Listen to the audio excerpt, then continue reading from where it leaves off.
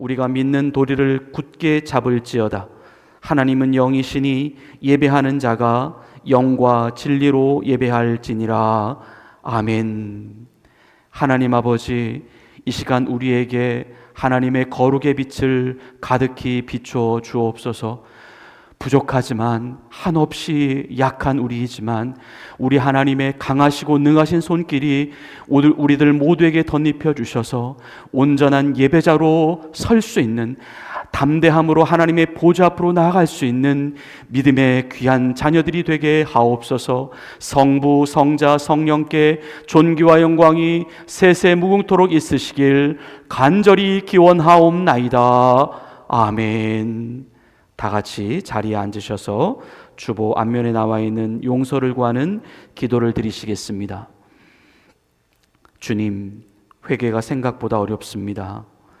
죄에 둔감하기 때문에 그렇고, 너무 많이 왔다는 생각 때문에 그렇고, 작정한 것은 어떻게든 하고야 말겠다는 우리의 완고함 때문에 그렇습니다. 주님은 회개를 얼마나 기뻐하시는지요. 그 한 번의 돌이킴이 주님을 얼마나 웃음 짓게 하는지요. 주님이 우리의 죄를 모르실 리가 있습니까? 죄를 감춘다는 것은 더 이상 회개를 하지 않는 것임을 압니다. 끝까지 불순종으로 자신을 덮는 것임을 압니다. 주님 앞에 다 드러내게 하시옵소서. 또다시 회개로 나오게 하시옵소서. 지금 돌아선 내가 주님 앞에 가장 정결한 영혼임을 깨닫게 하시옵소서. 예수님의 이름으로 용서를 구하는 기도를 드립니다. 아멘. 우리 지난 한 주간의 삶을 되돌아보며 하나님 앞에 지은 우리의 은밀한 죄를 침묵으로 참회의 기도를 드리시겠습니다.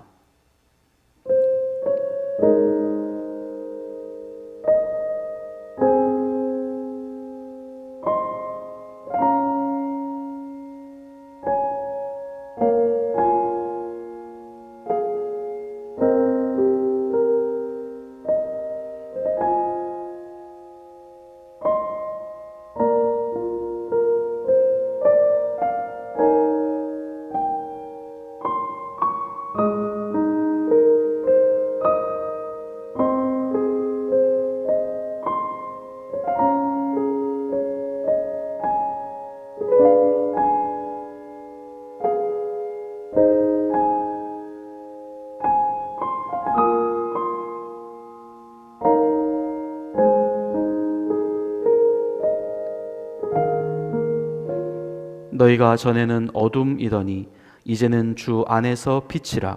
빛의 자녀들처럼 행하라. 빛의 열매는 모든 착함과 의로움과 진실함에 있느니라. 아멘. 나는 전능하신 아버지 하나님, 천지의 창조주를 믿습니다. 나는 그의 유일하신 아들 우리 주 예수 그리스도를 믿습니다. 그는 성령으로 잉태되어 동정녀 마리아에게서 나시고 본디오 빌라도에게 고난을 받아 십자가에 못 박혀 죽으시고 장사된 지 사흘 만에 죽은 자 가운데서 다시 살아나셨으며 하늘에 오르시어 전능하신 아버지 하나님 우편에 앉아 계시다가 거기로부터 살아있는 자와 죽은 자를 심판하러 오십니다. 나는 성령을 믿으며 거룩한 공교회와 성도의 교제와 죄를 용서받는 것과 몸의 부활과 영생을 믿습니다. 아멘. 우리 다 같이 자리에서 일어나셔서 주님께 경배와 찬양을 올려드리시겠습니다.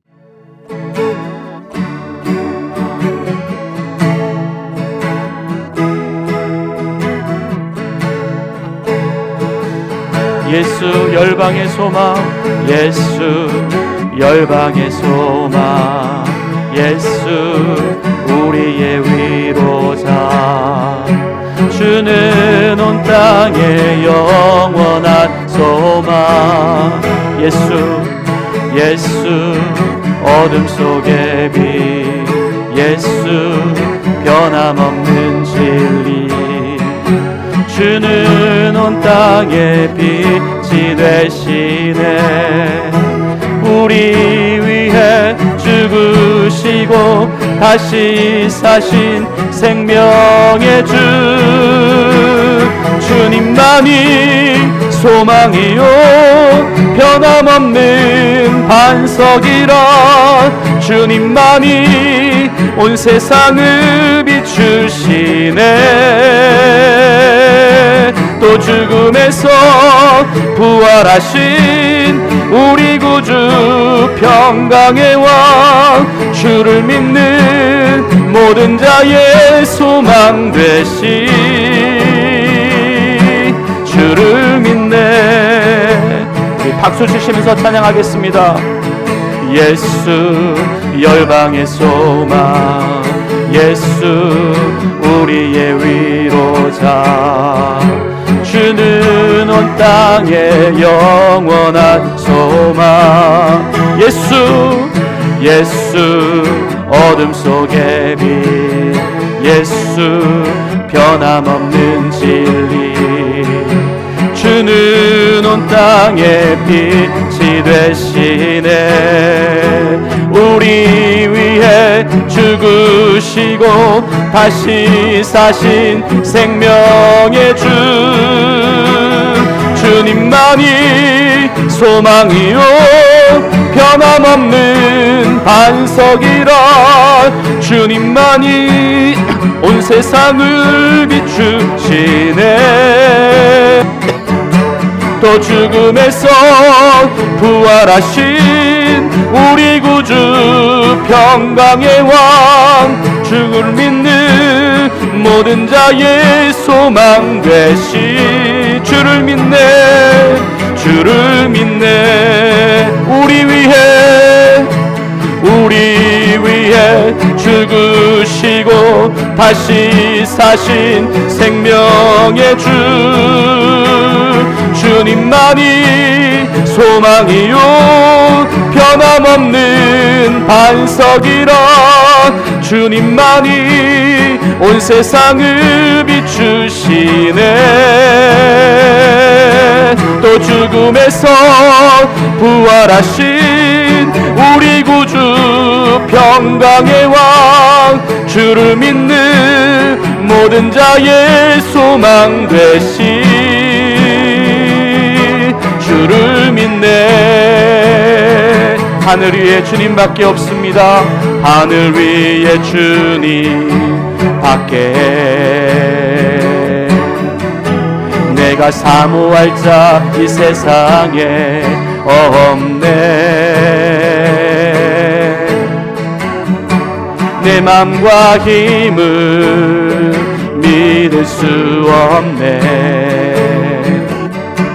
오직 한 가지 그 진리를 믿네. 주는 나의 힘이요 주는 나의 힘이요 주는 나의 힘이요 영원히 주를 의지하리. 주는 나의 힘이요 주는 나의 힘이요 주는 나의 힘이요 영원히 주를 의지하리.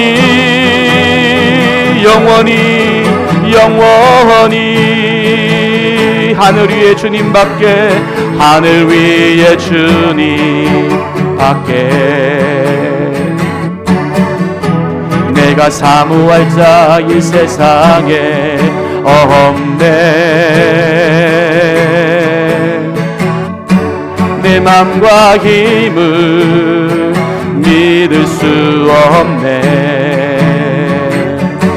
오직 한 가지 그 진리를 믿네. 주는 나의 힘이요 주는 나의 힘이요 주는 나의 힘이요 영원히 주를 의지하리. 주는 나의 힘이요 주는 나의 힘이요 주는 나의 힘이요 영원히 주를 의지하리.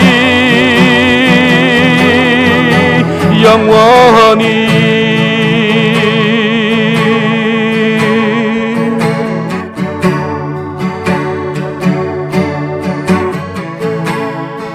같이 고백하겠습니다. 나의 기도하는 것보다 더욱 응답하시라 하나님. 나의 생각하는 것보다 더욱 이루시는 하나님. 우리 가운데 역사하신 능력대로 우리들의 간구함을 넘치도록 능히 하실 주님께 모든 영광과 존귀 찬양과 경배를 돌릴지어다.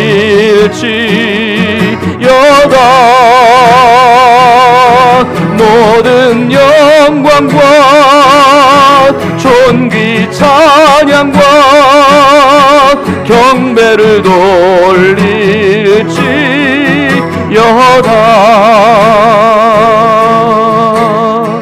나의 기도하는 것보다 다시 한번 고백합니다. 나의 기도하는 것보다 더욱 응답하시라 하나님. 나의 생각하는 것보다 더욱 이루시는 하나님. 우리 가운데 역사하신 능력대로 우리들의 간구함을 넘치도록 능히 하실 주님께 모든 영광과 존귀 찬양과 경배를 돌릴지어다.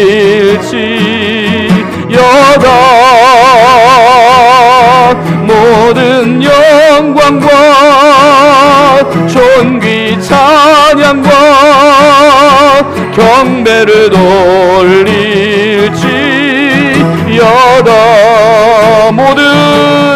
모든 영광과 존귀 찬양과 경배를 돌릴지어다.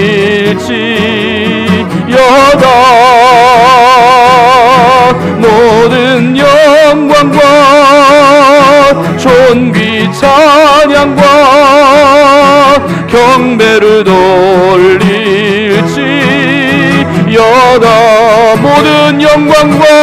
모든 영광과 존귀 찬양과 경배를 돌릴지어다.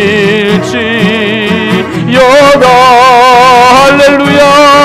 모든 영광과 존귀 찬양과 경배를 돌릴지어다. 모든 영광과 존귀 찬양과 경배를 돌릴지어다.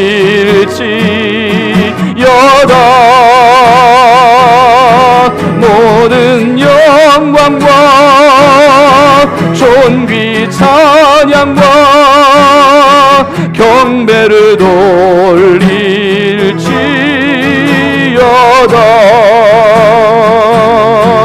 경배를 돌릴지어다.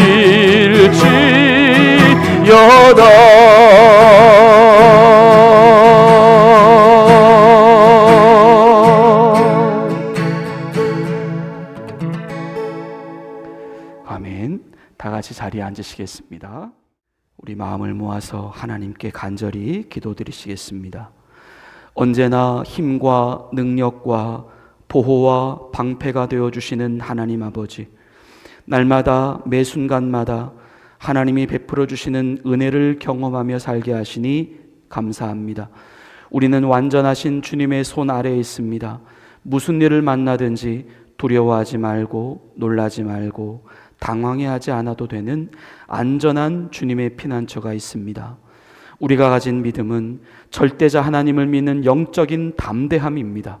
넘어지고 쓰러져도 다시 주님 바라보고 오뚜기같이 일어나는 절대 회복의 능력입니다. 성령님, 우리의 약함을 도와주옵소서. 그래도 자꾸만 넘어짐을 반복하고 있는 우리의 비틀거림을 도와주옵소서.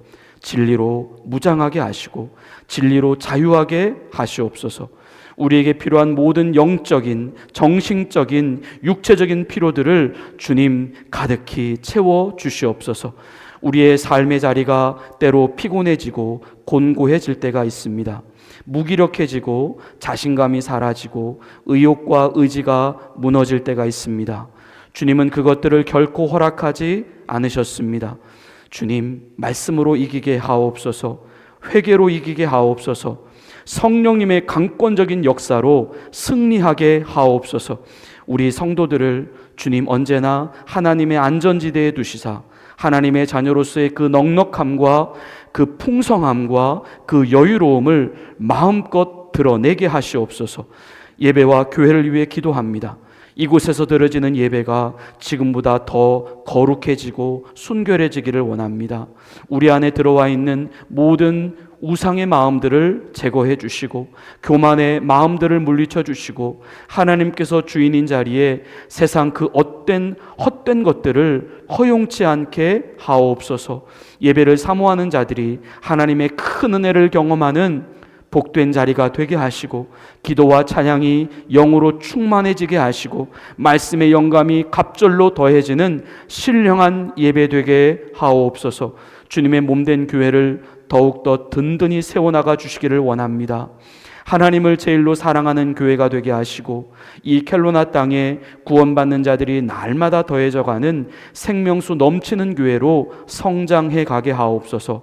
교회를 이루고 있는 우리 한 사람 한 사람들이 각자의 은사대로 사용되어지게 하시고 이 하늘의 공동체가 믿음과 소망과 사랑으로 똘똘 뭉치는 교회가 되게 하시고 오직 예수님만 주인이시며 말씀이 표대가 되는 교회로 날마다 부흥케 하게 하옵소서. 특별히 우리 한 사람 한 사람들이 각자의 주어진 삶의 자리에서 자신 있게 복음을 전하며 자신이 만난 하나님을 담대하게 증거할 수 있는 전도자의 사명을 감당해 가게 하옵소서.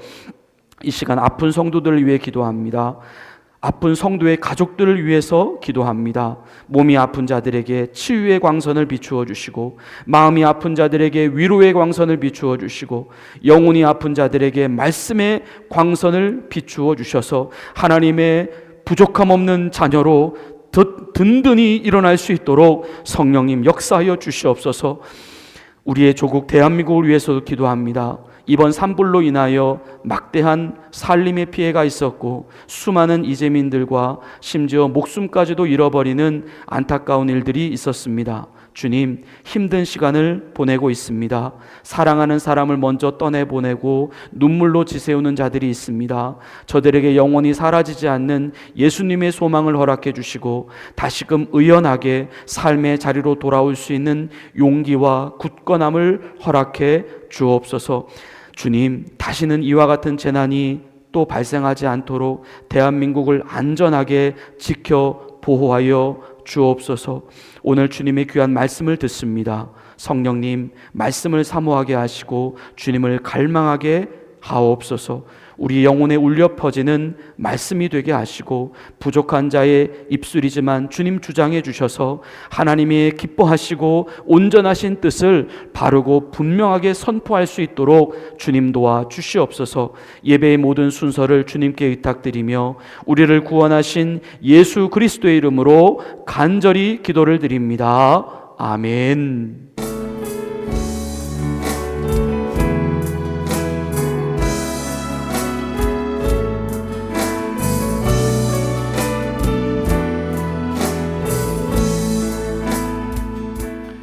하나님께서 오늘 우리에게 주시는 말씀은 마태복음 5장 1절부터 12절까지의 말씀입니다.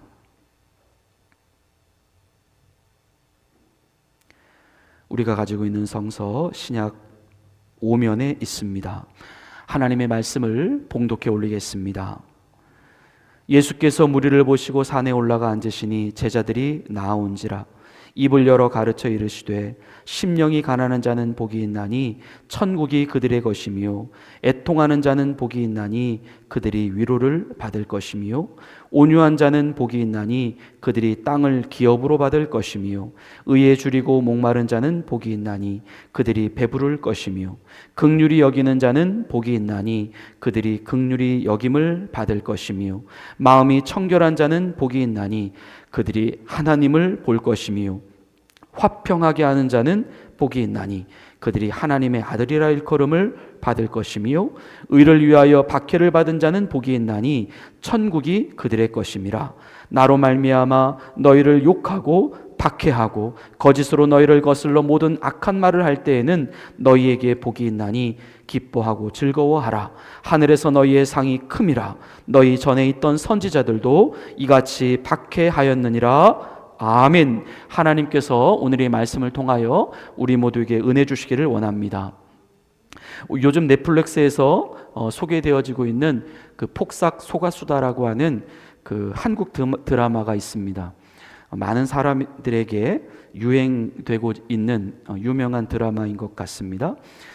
내용을 잠깐 소개해드리면 6.25 전쟁 이후에 시간부터 우리 한국 사람들이 또 해방 이후에 겪게 되었었던, 그리고 60년대, 70년대, 80년대, 90년대까지 이르러서 계속 세대를 거쳐서 가족들 안에 겪어야만 했었던 그 삶의 우환들을 아주 사실적이고 또 아름다운 영상미로 소개하고 있는 한국 드라마입니다.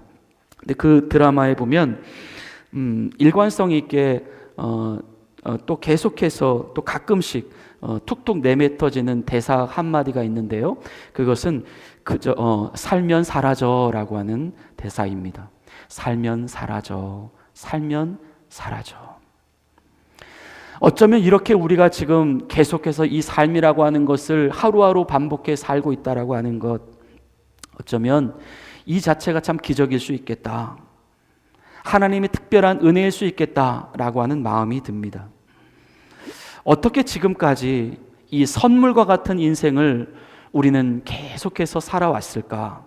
그것은 모두 하나님의 그 기가 막힌 섭리와 하나님의 그 신묘막측하신 기회들로 인하여 우리가 지금까지 우리의 삶을 유지해 왔는 줄로 믿습니다. 하나님의 인도하심이 있었다라고 하는 것이죠. 우리는 지금 하나님 때문에 살고 있고 하나님 때문에 살아갈게 될 것입니다.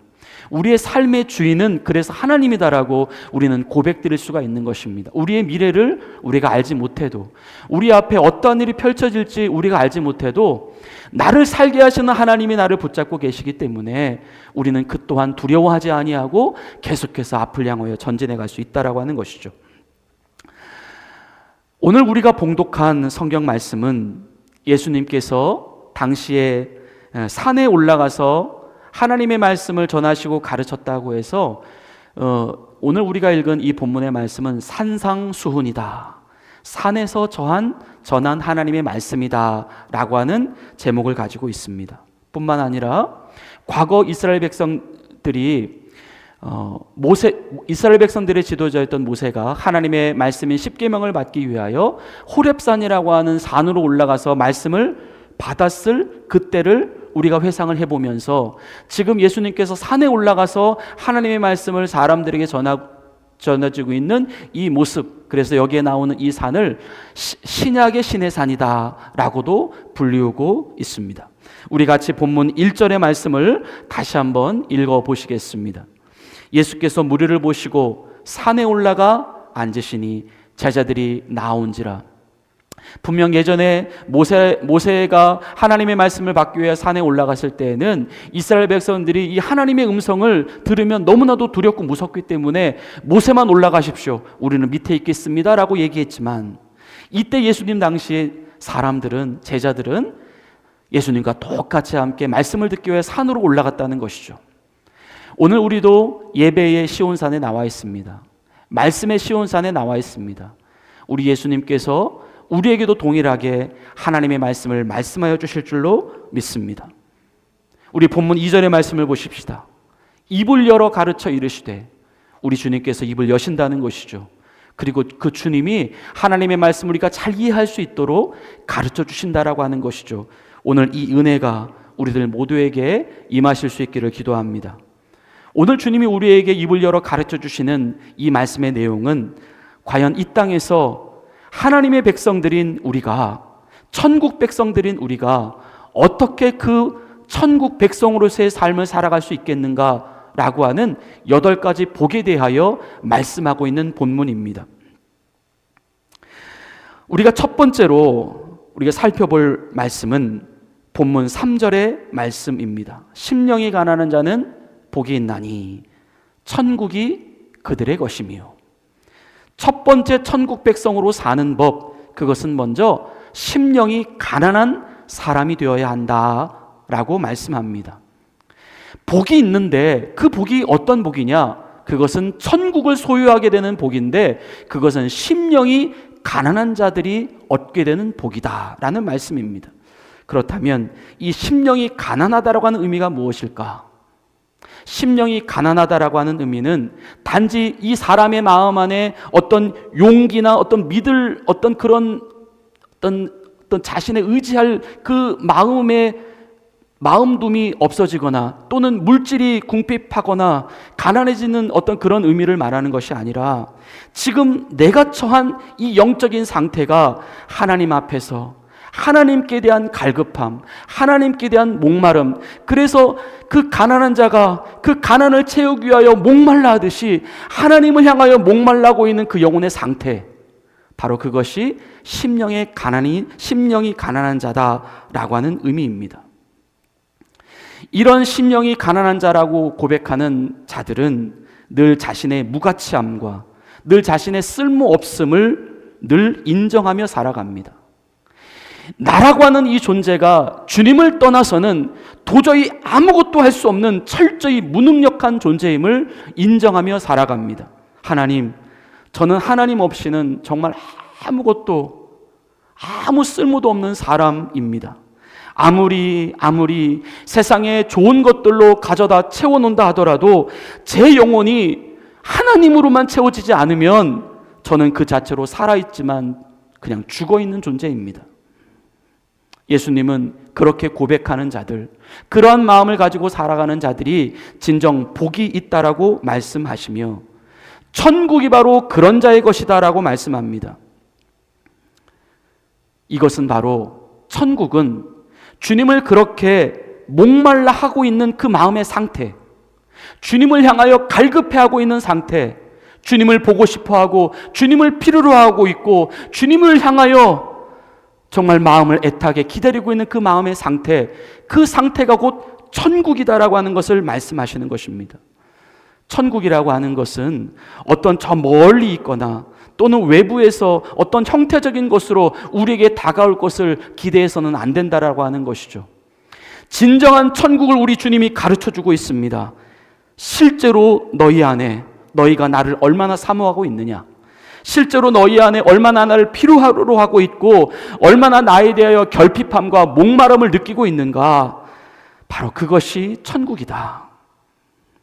천국이 주님인 줄로 믿습니다. 주님이 천국인 줄로 믿습니다. 주님을 사모하실 수 있기를 바랍니다. 그렇다면 우리는 이미 천국을 소유하고 있다. 시편 12편 5절부터 6절에서 다윗은 이렇게 고백합니다. 나는 오직 주의 사랑을 의지하였사오니 나의 마음은 주의 구원을 기뻐하리이다. 내가 여호와를 찬송하리니 이는 주께서 내게 은덕을 베푸심이로다. 오직 주님을 사랑할 수 있게 되기를 바랍니다. 하나님의 나라, 곧 천국은 바로 그 마음 안에 임하는 것입니다. 천국은 주님 그 자체입니다. 우리가 천국을 인격으로 생각해야 합니다. 주님이 어떤 마음 안에 자신의 나라를 펼치시는가, 자신을 간절히 기다리고 있는 그 사람의 마음 안에 주님은 자신의 나라를 펼치시게 되어 있습니다. 우리가 정작 준비해야 될 것은 얼마큼 주님을 사모하는 마음으로 기다리고 있는가, 그분에 대한 목마름으로 기다리고 있는가, 그 마음을 준비시키는 것이 가장 으뜸이 되는 마음이라고 하는 것입니다. 성도 여러분, 할 수 있는 한 최선을 다해서 기회가 되는 한 모든 기회들을 다 동원해서라도 이 땅에 우리가 살아가는 동안 주님을 모셔드릴 수 있는 기회, 주님을 찾을 수 있는 기회, 주님을 내 마음 안에 심을 수 있는 기회를 계속해서 흡수하시고 빨아들이실 수 있기를 바랍니다.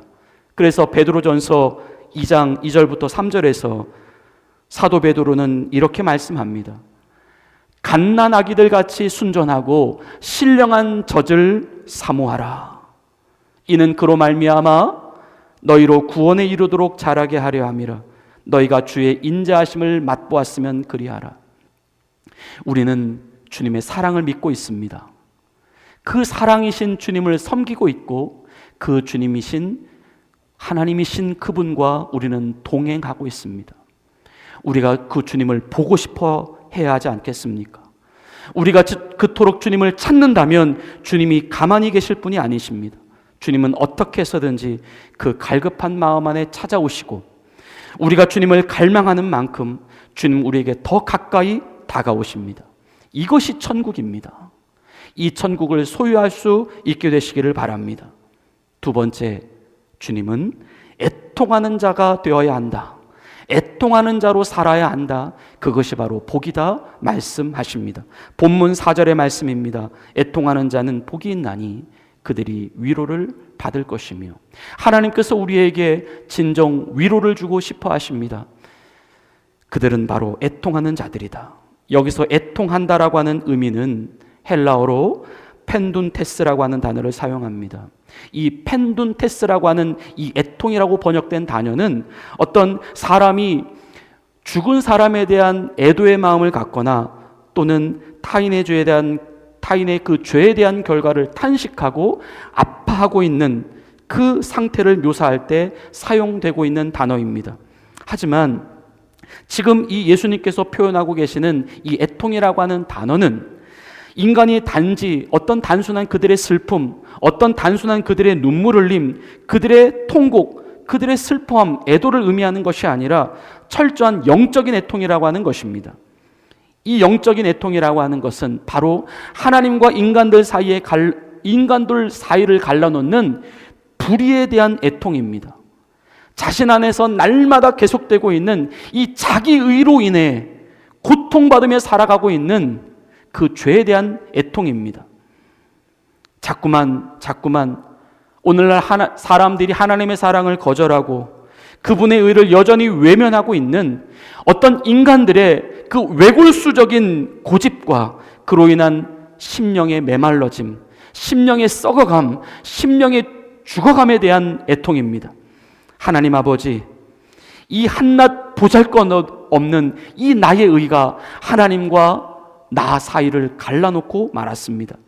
어느새 내 안에 교만이 찾아왔고 하나님께 받은 은혜를 나의 공로, 나의 영광, 나의 업적으로 바꾸어 놓고야 말았습니다. 어느새 이 주님의 사랑과 주님의 긍휼하심이라고 하는 것이 무덤덤하게 느껴지고 있고 은혜를 먹고 또 은혜 중에 살아가고 있음에도 불구하고 그것을 은혜인 줄 모르고 또다시 불평하고 또다시 원망하며 살아가고 있는 나. 어느새 지금 내가 추구하고 있는 인생의 모든 목적과 방향이 하나님을 위한 영광이 되고 있지 않고 오직 나의 영광만으로 바뀌어져 가고 있는 나. 또다시 나의 의가 사라지면 우리는 또 불안해하고 또 걱정해하고 또 초조해가고 있는 나. 여전히 주님께 맡길 것을 맡기지 못하고 계속해서 끙끙 앓으며 자신이 계속해서 싸매어가고 있는 나. 주님, 어느새 그런 나의 모습이 되고 말았습니다. 내 안에 십자가의 은혜가 사라지고 말았습니다. 주님께 대한 그 무조건적인 감사, 그 무조건적인 겸손함이 나에게 더 이상 보이지가 않게 되었습니다. 주님, 이러한 나를 불쌍히 여겨 주십시오. 바로 그렇게 가져지는 애통의 마음이 펜둔테스라고 하는 단어의 의미인 것입니다. 뿐만 아니라 이 펜둔테스의 애통은 이 땅의 모든 인간들이 하나님 앞에서 저지르며 살아가고 있는 그들의 불의에 대한 애통이기도 한 마음입니다. 주님, 사람들이 도무지 하나님 앞으로 다가가려고 하지를 않습니다. 주님께서 아무리 그들에게 다가올 수 있는 기회와 여건과 환경을 마련해 주어도 그들은 계속해서 하나님을 거부합니다. 그렇게 그들은 은혜를 모르고 살아가다가 그렇게 은혜 없이 죽음을 맞이하게 될 것입니다. 주님, 저들을 불쌍히 여겨주십시오. 저렇게 죽어가는 영혼들을 주님 어찌해야 합니까? 바로 그것을 애통해하는 마음입니다. 예수님은 바로 그 애통하는 자에게 복이 있다라고 말씀하십니다. 본문에 나오는 바로 애통하는 자는 복이 있나니 그들이 위로를 받을 것이며, 여기서 말씀하고 있는 이 위로라고 하는 단어는 그 원어적인 의미가 옆으로 다가와 그의 이름을 부르다라고 하는 뜻을 가지고 있습니다. 바로 우리 안에 살아계신 성령님께서 죄로 인하여 안타까워하고 애통해하는 우리에게 찾아오셔서 우리의 이름을 불러주시며 우리의 눈물을 닦아주시며 우리의 그 아픈 마음을 헤아려 주신다라고 하는 것입니다. 우리는 그렇게 주님과 점점 가까워진다라고 하는 것이죠. 성령님은 말할 수 없는 단식으로 우리를 위하여 친히 간구하신다라고 말씀하셨기에 우리도 나의 죄를 위하여 또 누군가의 죄를 위하여 아파하고 애통하는 마음을 가질 때에 주님은 그 마음과 일치됨으로 우리가 하나됨을 이루어 가시고 주님이 가장 내 곁에서 나의 가장 가까이에서 내 눈물을 닦아주시고 나를 위로해 주시는 하나님을 경험해 갈 수 있다라고 하는 말씀입니다. 이 주님의 위로를 경험하시는 애통의 주인공들이 되시기를 축원합니다. 세 번째, 주님은 온유한 자가 천국 백성이라고 말씀하십니다. 우리 본문 5절의 말씀을 보시겠습니다. 온유한 자는 복이 있나니 그들이 땅을 기업으로 받을 것이며, 여기서 이 온유라고 하는 것은 비록 지금 우리의 상황이 아무리 안 좋고 아무리 불리하다 하더라도 우리의 선하신 하나님은 끝까지 그리고 반드시 하나님을 믿고 하나님을 의지하는 자들을 붙들어 주시고 그들에게 보상하신다 라고 하는 그 인내와 그 기대와 믿음을 전제로 하고 있는 마음입니다. 그래서 이 온유한 사람은 늘 주님을 위하여 자신의 기질을 죽일 수 있는 사람입니다.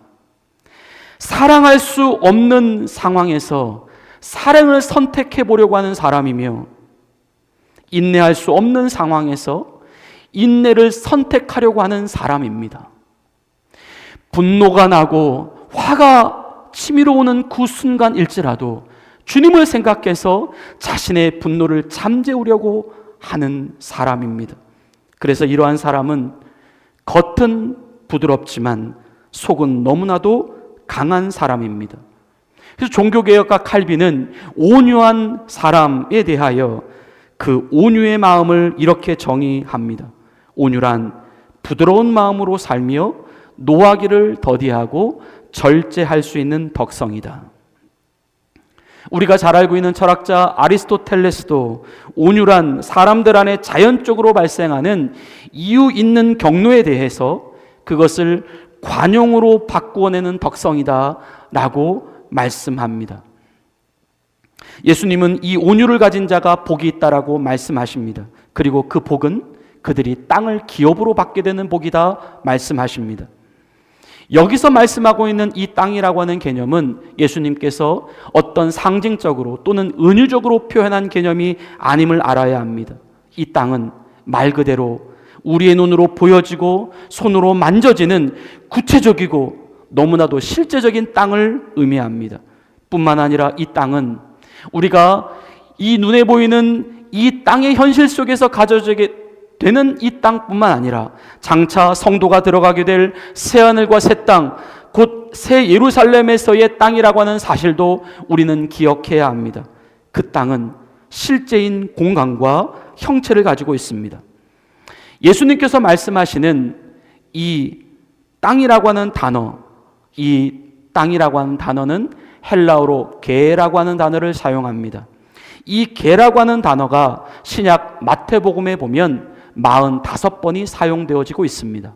그런데 그 게를 나타내는 단어가 모두 구체적인 지명과 구체적인 장소를 나타내는 단어로 사용되고 있다는 것입니다. 예를 들어서 마태복음에 기록된 유대 땅, 이스라엘 땅, 어느 지역, 하늘과 땅, 지면, 흙, 육지, 온 세상, 그리고 특별히 어떤 그 공간을 하늘이라고 하는 그 공중의 개념과 구별해서 사용하게 될 때에 사용되어지는 단어가 이 게라고 하는 단어라고 하는 것입니다.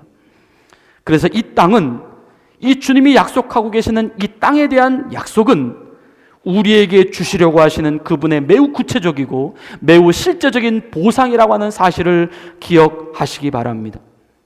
또한 이 게라고 하는 단어는 요한계시록 신약의 맨 마지막 책, 성도가 들어가게 될 새하늘과 새 땅, 천국에 대해서 말씀하고 있는 요한계시록 21장에 기록된 새하늘과 새 땅이라고 하는 부분에서 그 땅에 대한 부분도 이 게라고 하는 단어가 쓰이고 있습니다.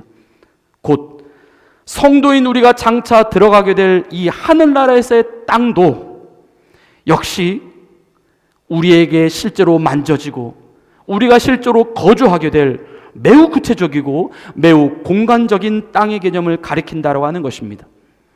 주님은 이 땅을 온유한 자에게 기업으로 주신다라고 말씀하십니다. 왜냐하면 앞에서 설명을 드린 대로 이 온유한 사람이 가지는 특징은 자신의 기질까지도 주님을 위해서 참고 있기 때문입니다. 자신 안에 들어와 있는 자신의 본능까지도 주님을 위해서 철저히 감추어내고 있기 때문입니다. 즉 자신의 그 옹이 같은 기질을 누그러뜨리고, 누구 때문에요? 주님 때문에. 주님의 부드러움과 주님의 절제된 마음으로 계속해서 자기를 훈련시키고 다듬어가는 사람이기 때문입니다.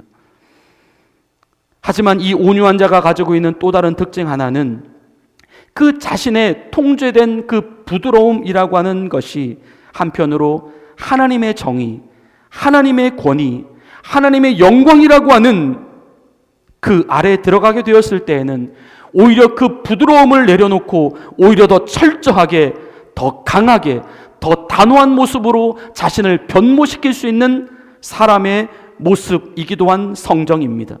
다시 말해 온유라고 하는 것은 단순히 좋은 사람으로서의 이미지만을 부각시키는 그런 분별 없는 아무 때나 분별 없이 사용하는 자신의 부드러움이 아니라 철저히 하나님이 세워놓으신 범위와 질서 안에서 오직 하나님의 영광을 위하여 자신의 기질을 누그러뜨릴 수 있는 부드러움, 그 철저히 자신의 강함과 자신의 약함을 주님의 틀 안에서 통제하고 절제시키고 조화시킬 수 있는 선택적 부드러움이라고 하는 것입니다.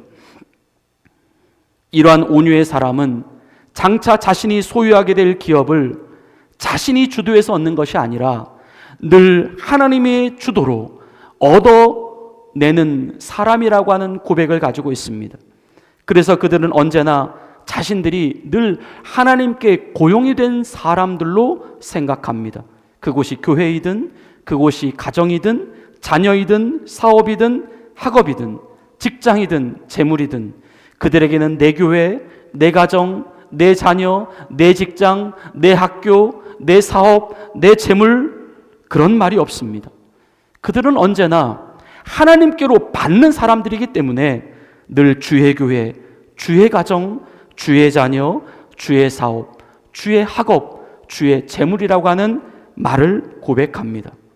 그래서 그들이 갖게 되는 인생의 가장 일차적인 책임과 의무는 언제나 자신의 주인이신 주님을 향하고 있습니다. 모든 일상의 우선순위가 주님이 되고 있습니다. 가장 먼저 누구를 기쁘시게 해드리는가? 주님이 되고 있습니다. 그렇게 주님을 기쁘시고 주님을 영화롭게, 주님을 가장 먼저 주님께 가장 먼저 잘해야 한다라고 하는 생각을 가지고 살아가는 사람들, 그들이 바로 온유한 자들입니다. 주님이 사랑하시는 성도 여러분, 주님께로부터 받는 축복이 언제나 풍성하고 가득하실 수 있게 되기를 축원합니다. 내가 얻는 나의 높아짐이 아니라 주님이 높여주시는 나의 높음이 되실 수 있기를 축원합니다. 내가 채워나가고 내가 쌓아나가는 부가 아니라 주님이 채워주시고 주님이 쌓아 올려주시는 부를 소유하실 수 있게 되기를 축원합니다. 그래서 이 땅의 모든 성공의 비결이 담겨 있는 것이 바로 이 온유한 자는 복이 있나니 그들이 땅을 기업으로 받게 될 것이라고 하는 이 말씀 안에 들어있다라고 하는 것입니다. 우리를 채워주시는 분, 우리에게 열쇠를 주시는 분, 그분은 바로 주님이라고 하는 사실을 반드시 기억하실 수 있기를 바랍니다. 이제 마지막 네 번째로, 우리 주님께서는 의에 줄이고 목이 마른 자가 바로 복이 있다라고 말씀하십니다. 본문 6절의 말씀입니다. 의에 줄이고 목 마른 자는 복이 있나니 그들이 배부를 것이며.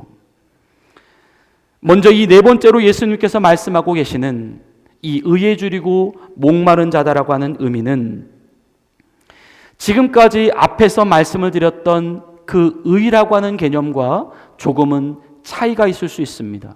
앞에서 말한 의라고 하는 것은 어떤 하나님의 의, 하나님의 어떤 주권, 그런 부분들이 의라고 말씀을 드렸다면, 지금 네 번째로 말씀하고 있는 이 의에 줄이고 목이 마른다라고 했을 때 이 의는 조금 더 인간적인 차원에서의 의로움을 말씀하고 있는 부분입니다. 그것은 오늘날 이 땅의 세상과 이 땅의 사회가 궁극적으로 지향하게 될 인간의 공통적인 선, 곧 사람의 정직함과 사람의 공정성을 가리키는 의다라고 볼 수 있습니다. 오늘날 사회가 많이 망가져 있습니다. 그 중에 하나는 사람이 사람을 믿지 못하는 사회로 되어져 가고 있다라고 하는 것입니다. 사람이 사람을 가장 두려워합니다. 사람이 사람에게 가장 큰 상처를 경험합니다. 정말 사람으로서 어떻게 저런 일까지 할 수 있을까라고 말할 정도의 그 사람의 상식과 사람의 상상을 뛰어넘는 비극적인 일들, 안타까운 일들이 아무렇지도 않게 발생되어져 가고 있습니다. 비인간화입니다. 인간의 상품화이며 인간의 도구화입니다. 인간의 물질화입니다.